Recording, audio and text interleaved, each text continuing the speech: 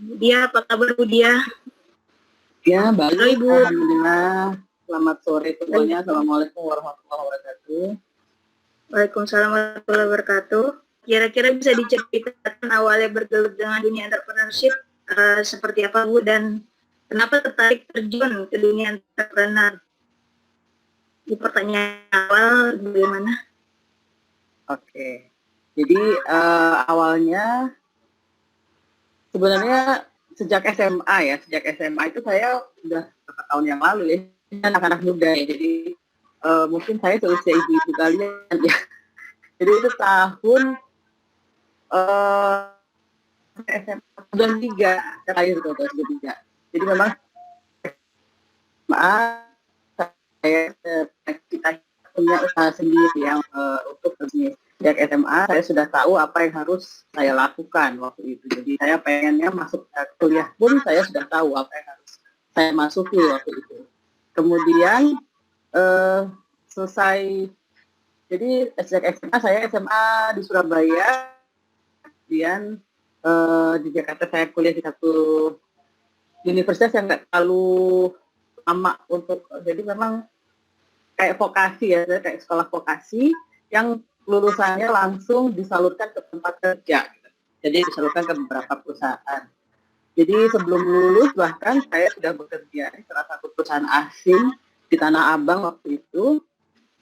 Karena buat saya, sebelum saya punya usaha sendiri, maka saya harus belajar. Saya harus belajar banyak bagaimana cara mengelola usaha. Jadi sebelum saya nggak mau langsung punya usaha, tapi saya memang harus belajar. Maka saya kurang lebih ada 8 tahun bekerja di perusahaan orang lain, satu di perusahaan asing, kemudian di perusahaan multinasional.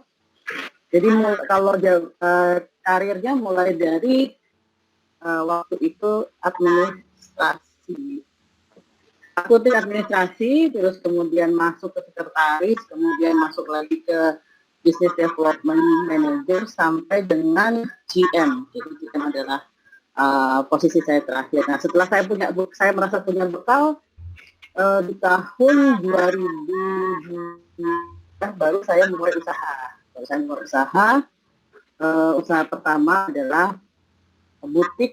Waktu itu butik, kemudian habis butik saya ada salon di daerah Kuningan, di Ambasador ya, masih ada sekarang mallnya ya, pasar festival ya di situ, dan kemudian merambah dan seterusnya. Itu awal saya berbisnis. Nah, tadi ditanyakan kenapa memilih jalur itu, karena saya melihat itu kita bisa bikin satu perubahan, maksudnya tidak bergantung pada orang lain, dan eksplorasi kreativitasnya cukup besar kalau kita punya usaha sendiri. Begitu. Gitu, Mbak Dina? Iya, kemudian fokusnya menjadi bidang Ibu saat itu dan saat ini apa ya? Bidang usahanya? Nah, saat ini saya ada beberapa juga. Jadi kalau jenis usahanya di industrinya saya ada di aquaculture sekarang. Jadi aquaculture itu kami punya tambak udang, kita punya tambak udang di daerah Trenggalek.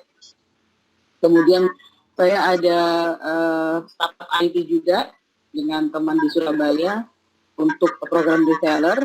Kemudian saya pun ada retail yang mini internasional, itu masuk retail sebenarnya, ada beauty, ada kosmetik, ada juga minuman. Yang keempat adalah trading untuk ekspor. Jadi memang beberapa macam jenis usaha, termasuk juga yang dengan keluarga adalah properti untuk real estate development. Jadi ada beberapa usaha. Nah, tapi tetap dengan kompetensi saya adalah di manajemen dan di marketing. Kemudian dilengkapi dengan tim lainnya untuk finance dan fungsi-fungsi dari bisnis lainnya. Jadi kita kan bisnis nggak bisa sendiri, jadi harus ada yang melengkapi. Jadi kalau saya tetap semua itu fungsinya sebagai networking, manajemen, kemudian di marketing, karena memang keahliannya adalah di situ. Gitu. Bentar, saya masuk peserta ya. Kemudian ini Bu, nah dalam berusaha apa kendala yang paling sering ditemui?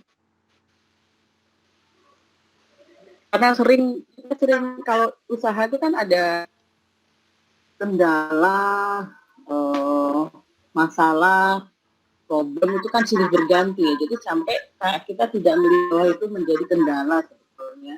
Jadi sudah mulai bias nih, apakah ini kendala atau bukan? Karena kendala dalam membangun sudah ada baru yang mungkin ini untuk startup baru-baru membangun merintis, bukan yang ya, udah. Maksud saya setelah sekarang, nanti saya bilang setelah sekarang memang kendala itu akhirnya tidak menjadi kita mikir oh ini kok masalahnya seperti ini ya, karena jadi sudah biasa aja. Karena maksud saya ketika kita sudah masuk ke dunia bisnis, kita sudah tahu bahwa resikonya itu pasti ada dan tidak selalu mulus gitu. Itu harus dipahami dulu pada saat kita masuk ke dunia bisnis.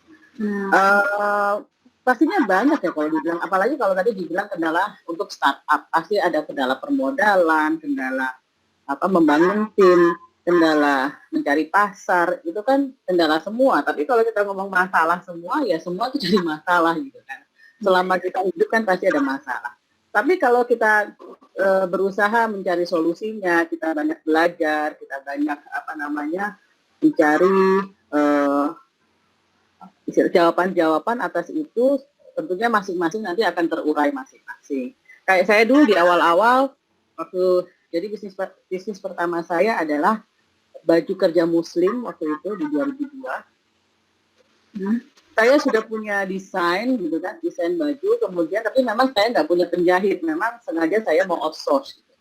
Jadi ketika saya outsource, saya cari penjahitnya. Ini sampai 8 kali saya cari. Jadi yang pertama nggak bagus, saya ganti lagi. Yang kedua nggak bagus, saya ganti lagi. Nah, dari yang pertama ke yang kedua itu kan pasti butuh waktu. Sedangkan market ini sudah nunggu, karena waktu itu tawaran untuk fashion show, tawaran di majalah itu cukup banyak gitu. Nah, itu menjadi kendala tersendiri bagi saya waktu itu untuk mencari partner yang tepat. Gitu. Nah, tapi kemudian jadi kita harus mikir pada saat apa bisnis ini harus di cut off, pada saat apa harus di shutdown, bahwa ternyata kita tidak punya cukup resource untuk meneruskan gitu ya. Jadi jadi setiap akhir tahun kita adakan tuh SWOT analisis, terutama kita pribadi ya, saya pribadi, SWOT analisis saya adakan di akhir tahun, dan sambil melihat mana ini yang harus di cut off, mana yang harus di develop ulang. Nah, pada saat di butik itu saya pikir wah ini nggak bisa nih, saya nggak bisa begini terus karena ini akan menjelekkan brand saya. Kalau jahitannya jadinya jelek gitu ya, padahal kita sudah promo sedemikian rupa, maka akan backfire ke kita. Maka ini bisnis butik saya cut, saya nggak main lagi di situ gitu. Itu juga waktu itu salon sudah bagus, banyak pelanggannya sudah mulai banyak, dan kita memutuskan untuk pindah ke satu tempat yang justru lebih besar, lebih representatif. Sebelumnya di mall ya, di pasar festival itu di Kuningan, ITC Kuningan. Sengaja kita taruh di situ untuk salon skincare waktu itu, karena kalau kita sendirian kayak di ruko gitu kan, kita cari customer kan sendiri jadinya kan, mendatangkan customer atau mendatangkan sales sendiri. Maka saya ambil di ruko. Maka saya ambil di salah satu kios-kios yang ada di ITC Kuningan. Nah, ketika justru saya mau pindah untuk tempat yang lebih besar, nah justru karyawan-karyawan saya lihat lagi nih. Kalau di salon kan banyak kan pekerjaannya adalah wanita, jadi saya kurang bisa menghandle para teman-teman yang bekerja di saya pada saat itu adalah ya mereka suka suka baperan. Nah, antara mereka sendiri itu mereka ada masalah gitu. Jadi saya pikir wah ini saya kok jadi ngurusin internal gitu kan, bukan malah ngurusin keluar gitu. Jadi setelah kami adakan SWOT analisis, ya saya cut gitu. Jadi memang dalam berbisnis kita harus berani melakukan itu gitu. Tapi kuncinya ya kita memang sudah habis-habisan untuk memperjuangkan ya memang kita sudah set goals dari awal. Jadi bukan sedikit kendala kemudian di-cut, nggak juga. Jadi setiap akhir tahun kita akan lihat bahwa bisnis itu kan cash flow-nya mesti benar gitu kan, kesehatan keuangannya juga mesti benar. Nah kalau nggak sehat ngapain kita teruskan? Jadi kita berani sedikit mati. Dan dengan sadar kita harus melakukannya. Jangan sampai market yang membunuh maksudnya gitu kan. Kayak tadi contohnya kayak baju gitu ya. Jangan sampai ini tutup karena dikomplain sama orang gitu maksud saya. Jadi mendingan kita memang dengan kesadaran kita tutup. Malah kesannya waktu yang salon itu jadi kita sudah tutup lama. Nah selama tutup itu mungkin ada juga pelanggan-pelanggan yang belum tahu ya kalau kita ini. Jadi masih banyak SMS waktu itu ya, masih banyak SMS ke tempat kami tanya kapan bukanya, terus kita bilang oh kita sedang tutup, oh mereka pikir tutup karena mallnya tutup gitu ya, atau lagi libur gitu. Oh tutup ya kapan buka lagi gitu. Bisa kita jelaskan bahwa kita sementara ini tidak membuka lagi usaha salon. Dan itu sampai sekitar 2 tahun masih ada pertanyaan seperti itu, sehingga brand kita berarti kan masih baik di mata mereka. Iya. Dan jadi kita harus berhenti di saat memang brand kita masih baik. Jadi ketika nantinya suatu saat ada partner kah atau ada momen lagi untuk menghidupkan ini, maka brand ini masih tetap terjaga. Sebenarnya ini juga case-nya dari Burger King ya. Burger King itu kan udah lama ada di Indonesia sebetulnya. Jadi waktu saya masih muda dulu udah ada gitu. Kemudian karena market burger di Indonesia waktu itu mungkin masih belum teredukasi dengan baik kan, ini kan nggak laku ya. Kemudian mereka pergi dulu. Nah ketika dia lihat marketnya sudah bagus maka mereka masuk lagi Burger King. Itu yang saya lihat sendiri. Kemudian ada juga Subway. Subway itu kalau di luar negeri itu banyak sekali ya, di Malaysia, di Macau ada namanya restoran namanya Subway. Di Indonesia dulu ada di di Plaza, kan namanya Plaza Festival ya. Itu ada ada beberapa di Senayan City juga ada. Tapi kayaknya memang waktu itu edukasi makanan berbentuk bukan burger kalau gitu. Hotdog dengan aneka sayur-sayuran belum teredukasi dengan baik di Indonesia karena masih McDonald tuh masih menjadi merajai, apalagi baru-barunya gitu kan McDonald. Jadi mereka tidak ada lagi di Indonesia karena marketnya memang belum siap untuk menerima itu. Nah, ketika belum siap ya dia pergi. Padahal di luar negeri bagus itu Subway. Kan ada yang pernah tahu mungkin Subway ya. Nah, kita harus membaca market seperti itu. Gitu, Mai. Sekarang terkait dengan pandemi, menurut gue, kebetulan kan ibu pengurus ICSB juga kan, mungkin sebagian belum tahu ICSB itu apa, mungkin saya jelaskan dikit. Nah, bagaimana iklim UKM di masa pandemi saat ini, perkembangannya jadi peluang atau justru turun atau tergantung perspektif orang, kalau ada pendapat lain.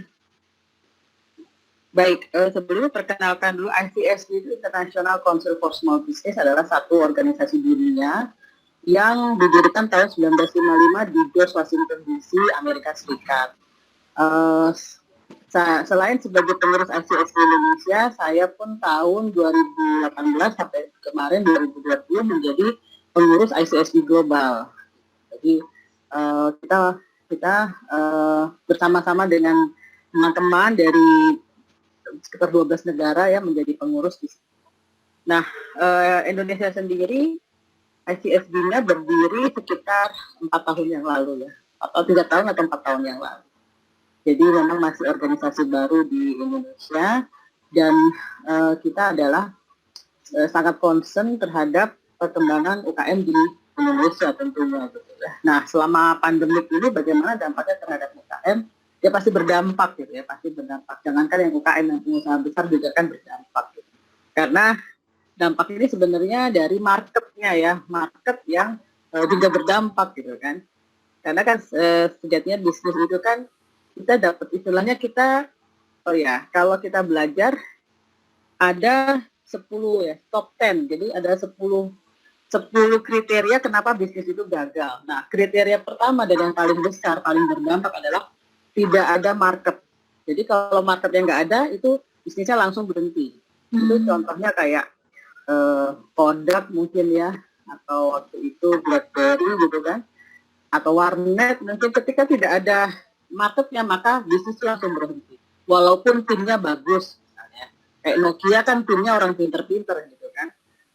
Kemudian mungkin waktu itu masih ada pengelolaan keuangan juga masih baik, tapi ketika tidak ada market maka dia berhenti.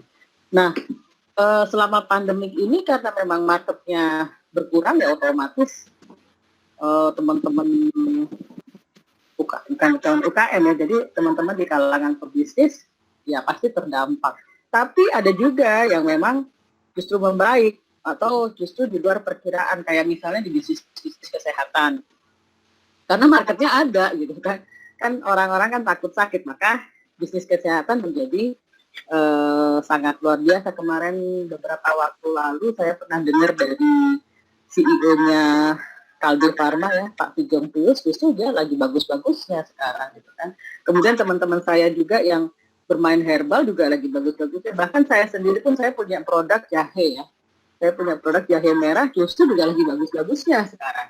Jadi, nah memang teman-teman yang paling terdampak adalah yang di sektor pariwisata. Tulisan saya kemarin pada saat saya kirim, jadi ICSD dunia ini selalu mengeluarkan ICSD report untuk diserahkan kepada PBB, United Nations.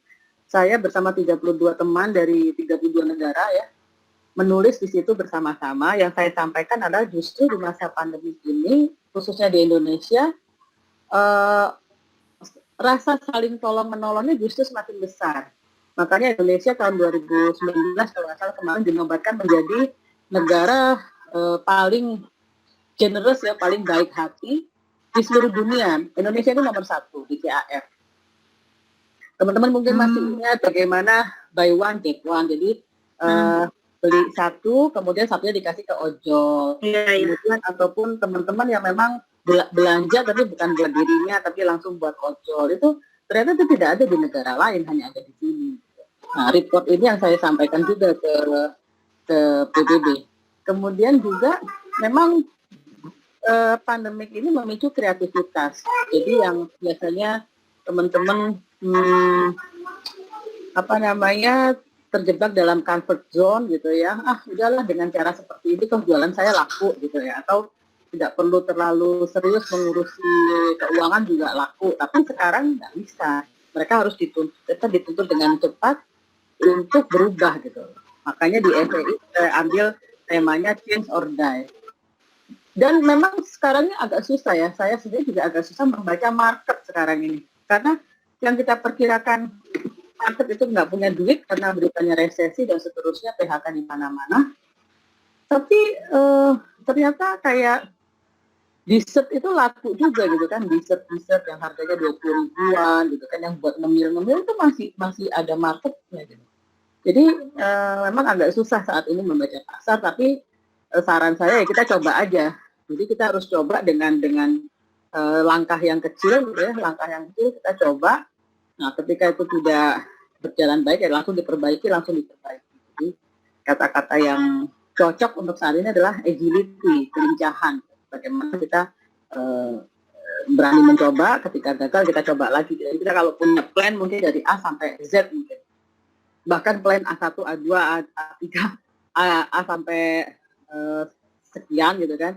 Belum lagi plan B1, B2, B3 dan seterusnya sampai Z. Jadi memang harus benar-benar berani mencoba. Gitu, Mai. Oke, Bu, ini ada beberapa pertanyaan dari peserta. Nah, ini baru muncul. Ya. Oh, emang agak loading lama dia di sini. Buffer. Ini pertama ya, bagaimana Iya. Wah, ini sebenarnya pertanyaannya bukan buat saya ini, untuk para ahli ekonom ya? Ahli ekonom dunia yang sampai saat ini pun belum bisa. Itu Bu Sri Mulyani sendiri juga bisa menjawab nih. Terbukti kemarin kita lagi rame ya, Kompas beberapa hari lalu kan sedang memberikan indikator-indikator resesi dunia, bagaimana Indonesia ini minus 5% ya kalau nggak salah, kemudian Korea minus 2%, kemudian negara-negara lain jauh di bawah itu, malah Singapura minus sampai 40%. Jadi menurut pakar ekonomi kita sedang memasuki resesi dunia. Jadi kalau ditanyakan bagaimana strategi yang bisa digunakan untuk mengatasi krisis ekonomi, kalau buat saya sih ketika kita masing-masing ya, maksud saya kalau secara keseluruhan gitu ya, krisis ekonomi secara keseluruhan mungkin agak susah karena ini berhubungan dengan government, berhubungan dengan pihak luar juga gitu kan. Jadi buat kita aja dulu bagaimana kita sendiri bisa menyelamatkan ekonomi di tempat kita. Jadi mungkin teman-teman bisa mencari kayak income tambahan, kan sekarang sudah banyak bisnis-bisnis yang mencari retailer gitu ya. Nah, tapi sambil dilihat sebenarnya ketika kita mau cari produsen, coba dilihat dulu apakah produsen ini baik atau enggak gitu kan. Track recordnya seperti apa, bisa diikuti. Kemudian apakah produk itu memang dibutuhkan oleh lingkungan sekitar kita. Jadi kita kalau bisa mulai dari yang kecil, jadi retaileran dengan bikin seminim mungkin karena ada yang kemarin saya coba itu ambil retailernya Duren gitu. Karena saya pengen tahu seperti apa mereka bikin bikin konsep dan sistemnya gitu. Itu mulai dengan 250.000 gitu kan. Kemudian market kita saat ini di mana, tetangga kita kah, kanan kiri kah gitu kan. Dan mereka kebutuhannya apa, kayak saya nih di RT nih sangat aktif sekali nih ibu-ibunya jualan gitu. Baik yang dia bikin sendiri kayak kue-kue kayak gitu, maupun yang dia ngambil juga dari orang. Jadi mulai ada jus, kemudian ada kopi yang literan itu ya, kemudian ada pepes dan macam-macam lah. Nah, kita untuk kita sendiri mendingan kita fokus ke situ gitu, sambil melihat marketnya. Ini selanjutnya, pertanyaan selanjutnya saya ketik di bawahnya.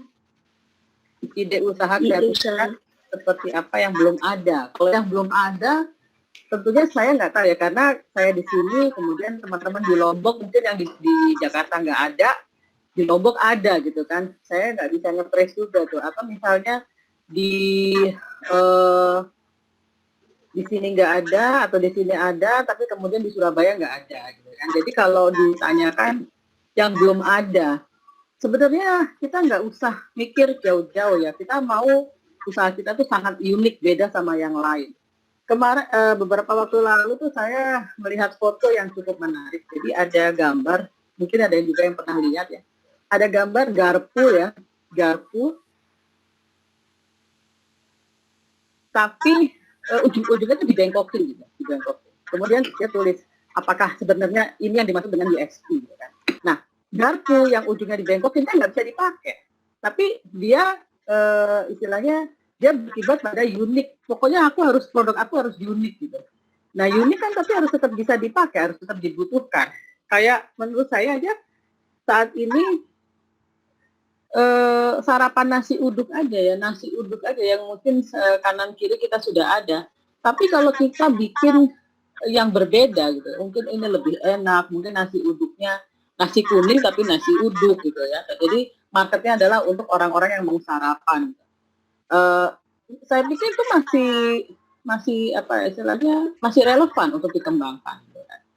Tapi benar-benar enak gitu. Misalnya kita bikin juga pecel gitu ya, pecel yang mungkin kalau pecel itu kan biasanya paling cuma ada tempe, tahu gitu ya. Nah tapi ini pecel tapi ada yang pakai sate udang misalnya, pecel yang ada daging empalnya misalnya, ini juga punya market tersendiri Pak. Padahal itu cuma nasi pecel. Jadi jangan mencari kreativitas yang tidak dibutuhkan. Itu sih pesan saya. Jadi walaupun kita mencari kreativitas atau kita pengen beda dari yang lain, tapi itu tetap relevan di kebutuhan masyarakat sekitar kita. Nah, ini yang pertanyaan Kalau ada USP itu, jadi USP itu kan ada macam-macam ya, unique selling proposition. Ada dia yang dilihat dari prosesnya. Contohnya apa? Bread talk itu kan roti. Bakery banyak banget dari dulu sebelum bread talk ada tuh banyak banget. Tapi yang dia tonjolkan adalah apa? Prosesnya. Proses di bread talk makanya dilihatkan, maksudnya semua orang bisa melihat bagaimana membuat rotinya. Itu adalah menjadi pembeda buat dia. Padahal sebenarnya rasa dia sama misalnya rasa toko roti yang lain ya itu mungkin sama. Tapi dengan sekedar ditunjukkan prosesnya itu sudah menjadi beda. Karena memang kebutuhan roti ya ada sepanjang zaman ini tetap ada. Jadi produknya tetap roti gitu kan, tapi diulik lagi apa USP-nya, gitu. Kreativitasnya apa yang ingin ditonjolkan dari situ. Jadi tapi jangan berusaha seperti garpu tadi supaya aneh, supaya unik garpunya, ujungnya malah dibengkokin, malah nggak bisa dipakai. Gitu. Oke. Ini selanjutnya ada mbaknya mau online nanya langsung atau bagaimana, dibacakan aja curhatan nih sepertinya. Boleh. Kita gimana Mbak Sandra, atau mau dibacakan aja? Oke, sambil Mbak Sandra dibacakan aja kali ya. Yang ini karyawan ya? Iya. Saya seorang karyawan, juga seorang ibu dari 2 anak, 9 dan 7 tahun, ingin merintis perusahaan konsultan sudah menjadi cita-cita sejak lama. Menurut Mbak Dia, apa dia yang harus lakukan untuk mendukung cita-cita? Terima kasih. Ini pertanyaan di Mbak Sandra ini? Iya. Oke. Namanya juga hampir sama dia juga. Oke. Ya, salam kenal Mbak Sandra. Ingin merintis perusahaan konsultan. Apa yang harus dilakukan? Mbak Sandra harus bikin dulu bisnis model kanvasnya. Jadi perusahaan konsultasi ini akan ditujukan kepada siapa, target marketnya siapa, gitu ya. Kemudian layanannya, servis konsultasinya ini apa yang akan ditawarkan. Kemudian seberapa besar market yang Mbak Sandra ingin seberapa besar? Kalau boleh tahu konsultasinya apa ya? Konsultan apa ya? Bisa di open mic-nya. Tinggal ngomong aja, Mbak. Halo? Halo? Atau diketik aja. Halo?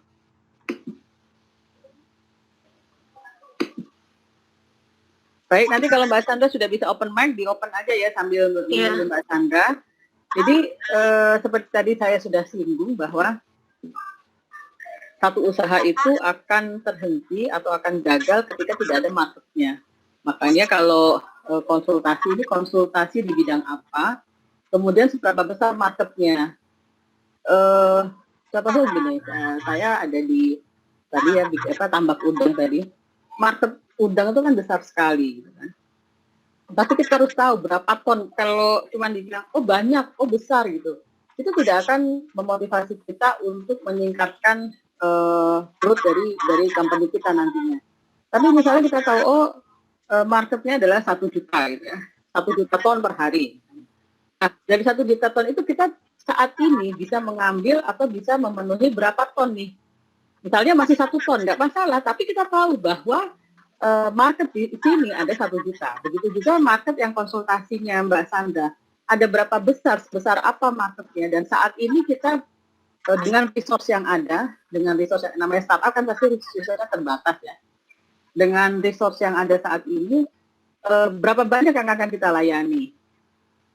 Kemudian, tapi sudah harus tahu target marketnya siapa, kemudian kalau bisa juga dilengkapi dengan buyer personanya seperti apa yang akan ditawarkan, gitu ya. Nah, ketika ini sudah ready, ketika semua sudah ready, jadi bisnis model kanvasnya, kemudian revenue streamnya dari mana?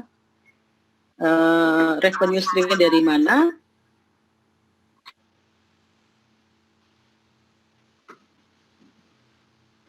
Revenue stream dari mana? Bagaimana kita maintain cost-nya? Nah, kemudian dikasih deadline kapan kita akan lakukan. Karena sebenarnya ide itu banyak ya, tapi kadang-kadang kita tidak berani mengeksekusi. Keberanian mengeksekusi itu adalah bagian paling penting dari hanya sekedar punya ide, Mbak Sandra. Jadi semangat, pasti nanti ada masalah pasti, tapi Mbak Sandra sudah harus tahu bahwa resikonya pasti ada, gitu kan? Pasti ada masalah, tapi kita harus cari cara penyelesaiannya. Jadi jangan berpikir bahwa ketika semua sudah, kemudian kita melangkah, oh tidak ada masalah, itu tidak mungkin gitu. Jadi saya kasih tahu pahitnya pasti ada masalah. Nah, tapi kalau kita sudah punya arahan, kita sudah punya standar tadi, maka akan lebih mudah bagi kita untuk mencari solusi-solusi penyelesaian masalah tersebut. Gitu. Oke, selanjutnya ada yang mau open mic nanya langsung. Mumpung lagi ada dia di sini. Silakan. Atau Mbak Sandra mau nanggapi? Atau tetap kembali lagi ke pertanyaan saya? Saya Gimana? boleh bertanya, Mbak? Boleh, silakan. Bu Dia, salam kenal. Saya Andi, Bu. Iya, Mas Andi, silakan. Sebenarnya penelitian, Bu, di Indonesia. Kebetulan nih saya diundang sama Mbak Mei juga diangkat untuk ke acara ini. Saya bersyukur sekali ketemu Bu Dia dan kayaknya Ibu pengalamannya banyak sekali. Saya sebenarnya saya sedang berusaha memotret ya Bu, itu terkait dengan transisi dari teman-teman UMKM, transisi digital ketika beralih dia dari offline ke online, dari daring penjualannya secara online. Menurut Ibu pada saat pandemi ini kira-kira harus gimana ya teman-teman, dan strategi apa yang harus dilakukan oleh teman-teman UMKM? Atau kalau Ibu punya pengalaman terkait hal tersebut berubah dari offline dan ke online, itu bagaimanakah prosesnya? Apakah mungkin kendala-kendala atau masalah itu dipecahkannya seperti apa ya Bu? Mungkin nanti itu dulu aja Bu.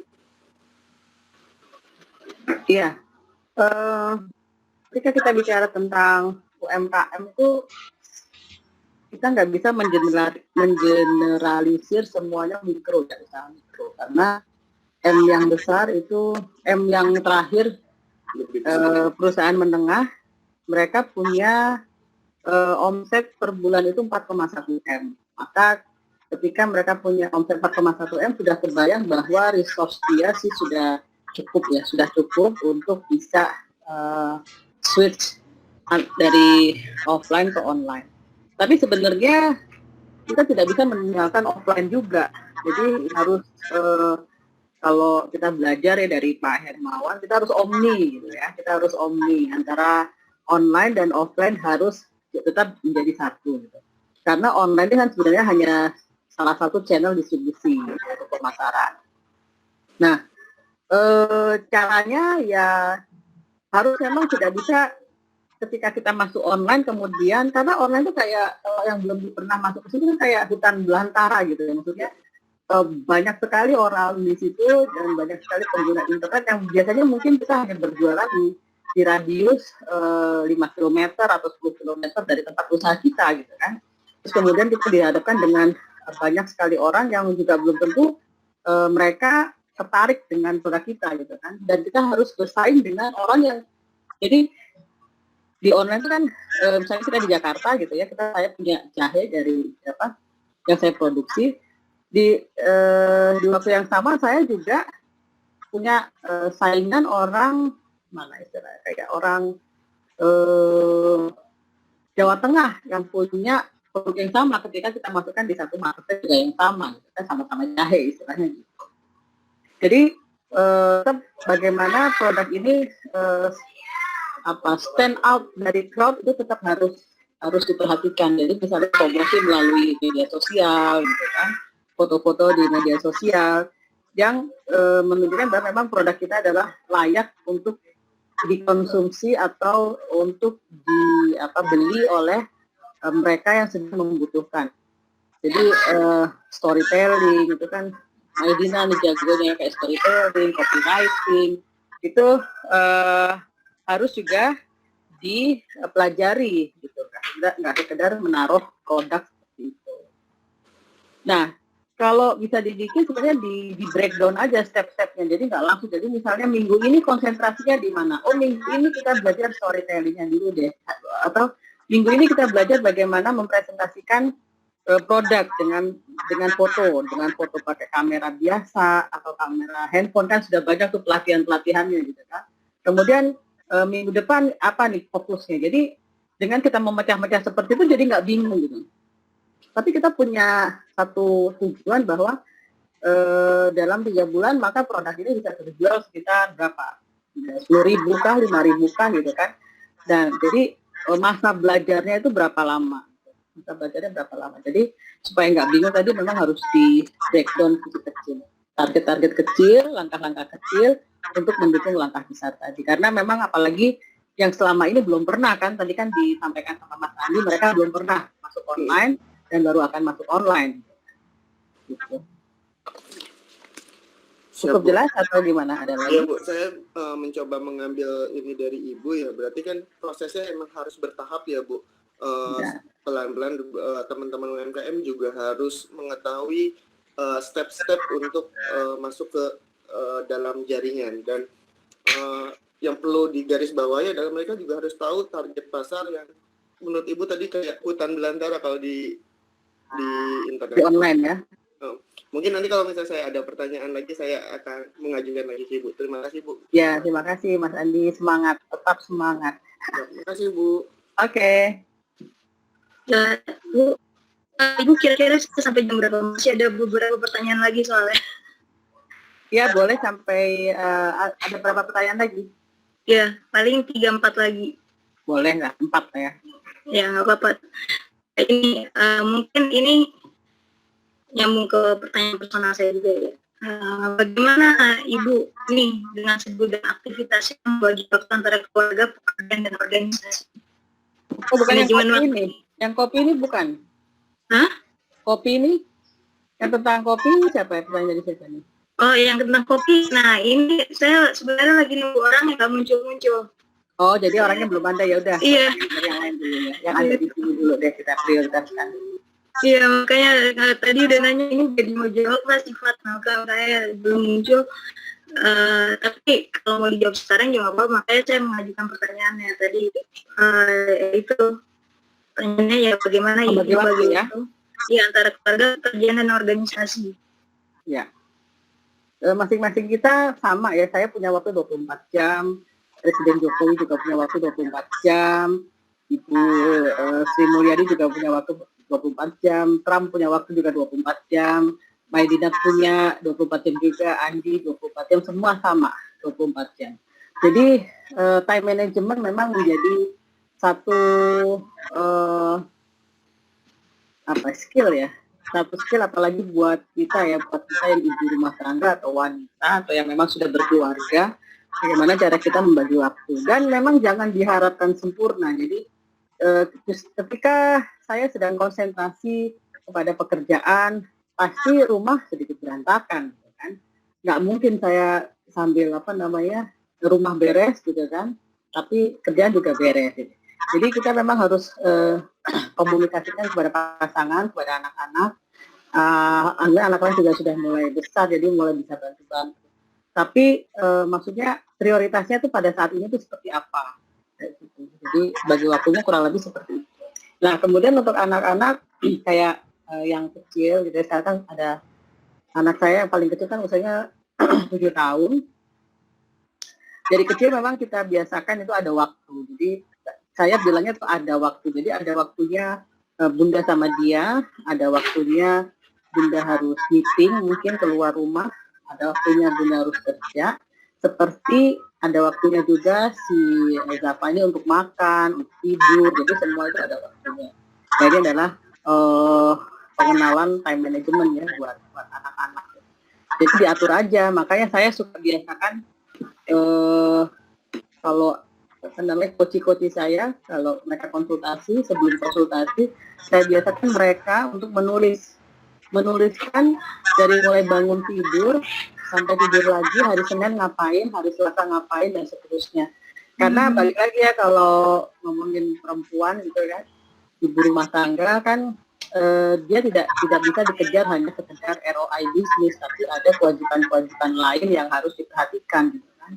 Kewajiban kita kepada keluarga, kepada pasangan, kepada anak, tentunya kan itu yang lebih utama daripada sekedar berbisnis gitu. Tapi dengan kita punya time management yang bagus, maka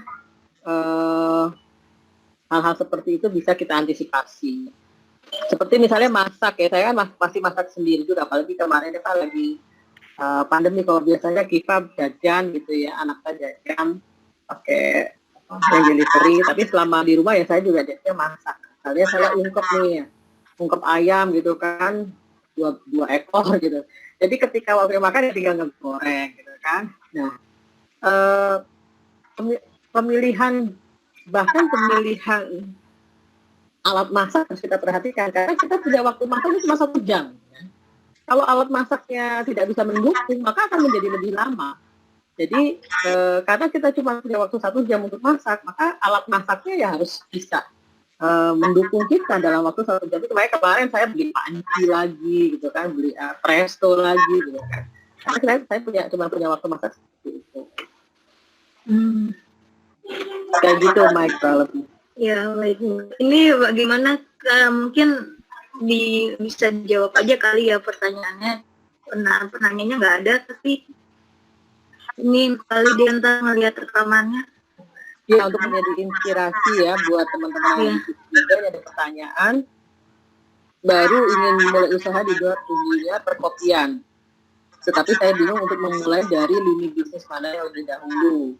Apa sebaiknya saya mulai dari coffee shop yang menyediakan kopi siap minum, baik di tempat, delivery atau take away, atau memulai dengan memasarkan biji kopi baik yang sudah di roasting ataupun belum di roasting. Dan yang terakhir, apakah sebaiknya saya memulai dari mengembangkan bisnis servis maintenance espresso mesin dan apa ini kepotong ini? Oh, tunggu. Espresso mesin. Yang ada oh ini saya copy.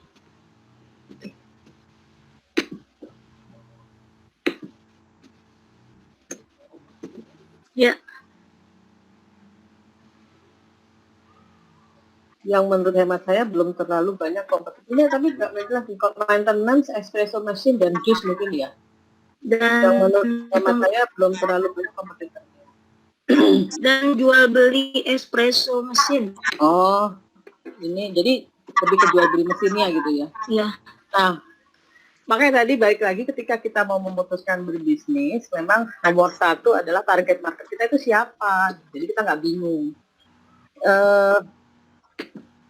Kita ini berbisnis memecahkan masalahnya siapa. Jadi siapa sebenarnya yang punya problem yang akan kita pecahkan. Contohnya gini, Gojek gitu ya.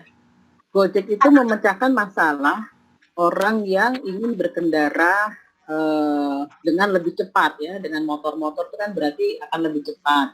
Maka Gojek hadir untuk memecahkan masalah itu. Makanya cukup booming ya di awal, booming langsung jadi dekakon juga kan waktu itu kan. Kemudian contohnya apa lagi?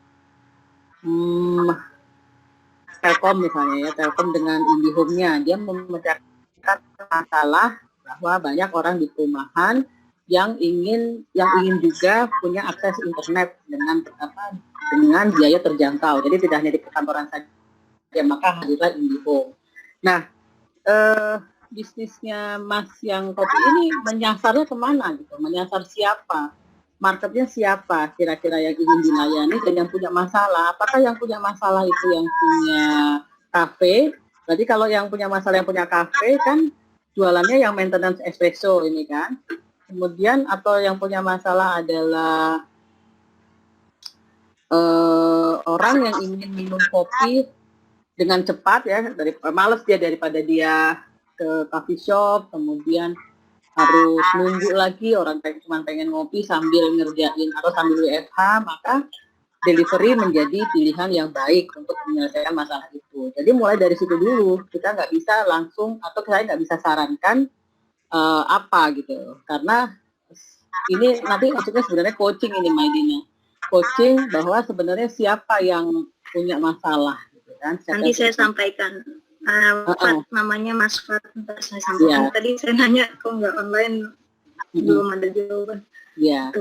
Jadi mulai dari yang punya masalah siapa, kemudian seberapa besar marketnya. Jadi kalau tadi ngomong maintenance, espresso dan jual beli mesin ya, seberapa besar marketnya yang membutuhkan layanan kita itu. Gitu.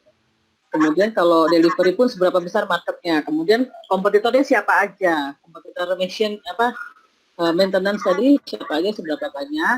Kalau kompetitor yang coffee shop, delivery dan take away itu siapa aja gitu. Jadi gini, misalnya kita mentarget anak-anak mahasiswa ya, atau mentarget orang-orang yang bekerja di kantoran gitu ya, yang mereka bekerja di Sudirman misalnya, di Segitiga Emas gitu, yang kalau sore-sore itu pengennya ngopi gitu. Nah, habitnya mereka ini atau lifestyle-nya mereka ini seperti apa gitu. Saat ini mereka ngopinya di mana gitu kan? Apakah mereka order langsung ke Starbucks atau ke, kalau di kemarin di dekat kantor saya itu ada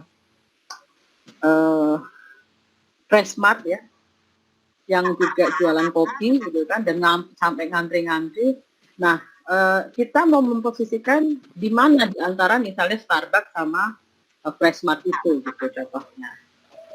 Itu kalau kita mentarget si orang-orang pekerja yang ada di Segitiga Emas ya. Nah, makanya balik lagi, target market kita sebenarnya siapa? Oh, target market kita perumahan. Oke, perumahan yang seperti apa? Kira-kira daya beli mereka tuh berapa gitu kan, untuk spending dia untuk hal-hal yang tidak primary gitu kan. Kemudian perumahannya itu tadi apakah menengah ke bawah dan seterusnya, karena kan itu sangat besar sekali.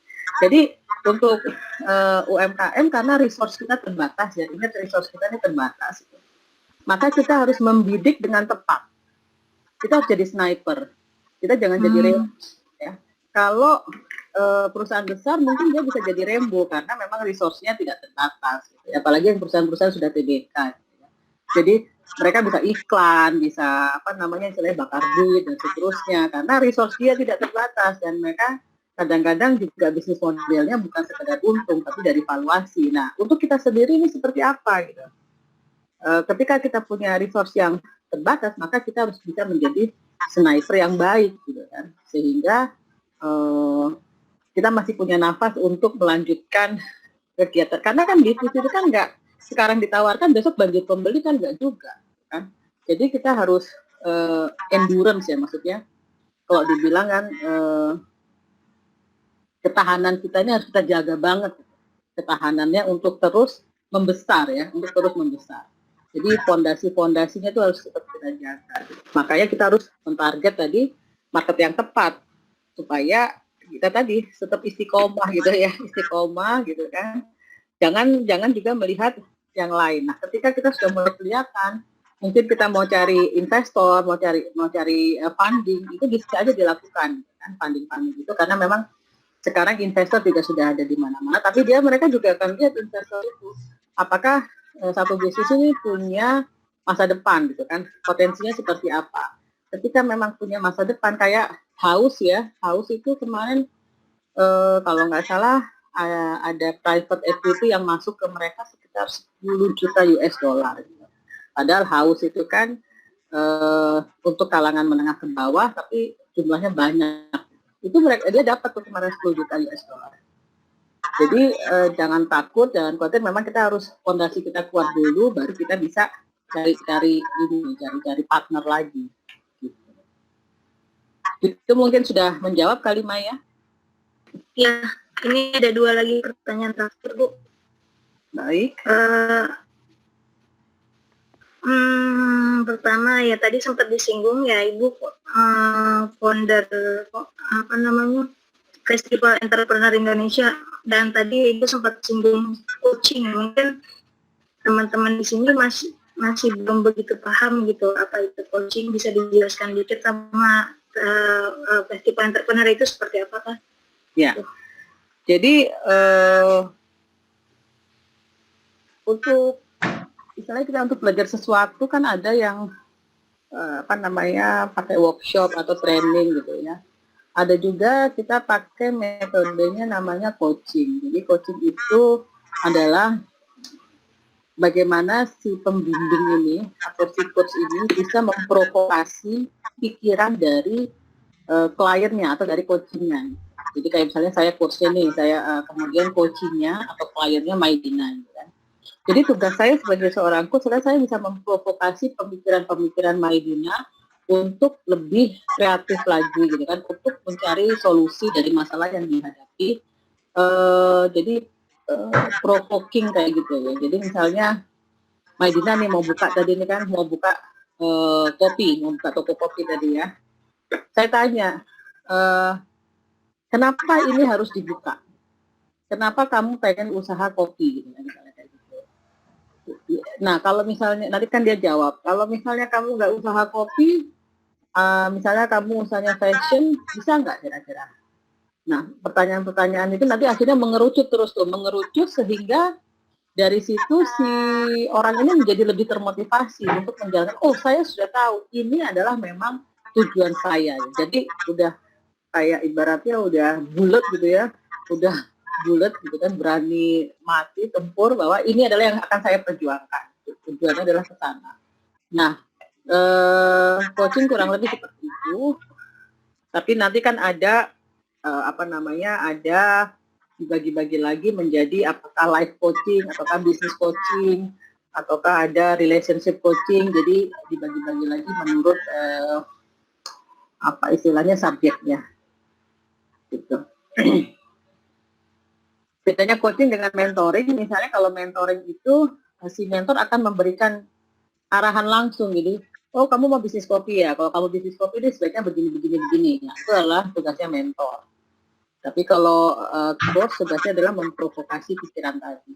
Kenapa kamu harus bisnis kopi? Kalau nggak jalan gimana? Ya, terima kasih semuanya. Assalamualaikum warahmatullahi wabarakatuh. Waalaikumsalam warahmatullahi wabarakatuh.